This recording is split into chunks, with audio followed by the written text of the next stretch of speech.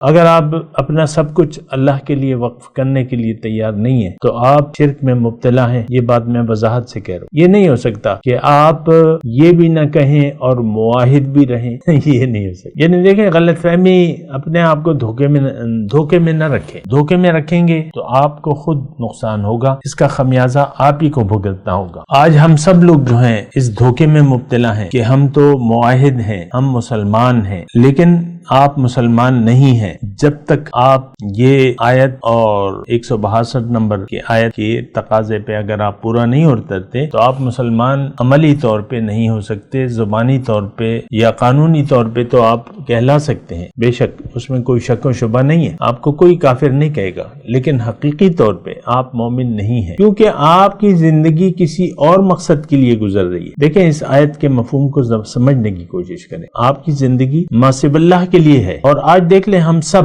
جو زبانی کلامی مسلمان ہیں، نماز روزے کے بھی بعض لوگ پابند ہیں، حج زکات بھی دیتے ہیں، کلمے بھی پڑھتے ہیں، لیکن عملی طور پہ ہمارا یہ حال نہیں ہے. اور یہ دیکھیں، یہ قل، یہ ہمیں کہا جا رہا ہے، اے مسلمانوں، اے زبانی دعویٰ کرنے والوں، آپ کہہ دو اپنے عمل سے کہ میری تو نماز، میری قربانی، میری ساری زندگی کے سارے اعمال، میرا جینا، میرا مرنا اللہ کے لیے جس کا کوئی شریک نہیں، لا شریک اللہ. اور دیکھیں، یہ آیت جو ہے، اگر آپ نے بھلا دیا اس کو یا ان کے تقاضوں پر عمل کرنا آپ بھول گئے تو پھر یقیناً آپ شرک میں مبتلا ہیں. ہو سکتا ہے وہ شرک خفی ہی کہلائے، کیونکہ آپ زبانی طور پہ، اعلانیہ طور پہ تو شرک نہیں کر رہے.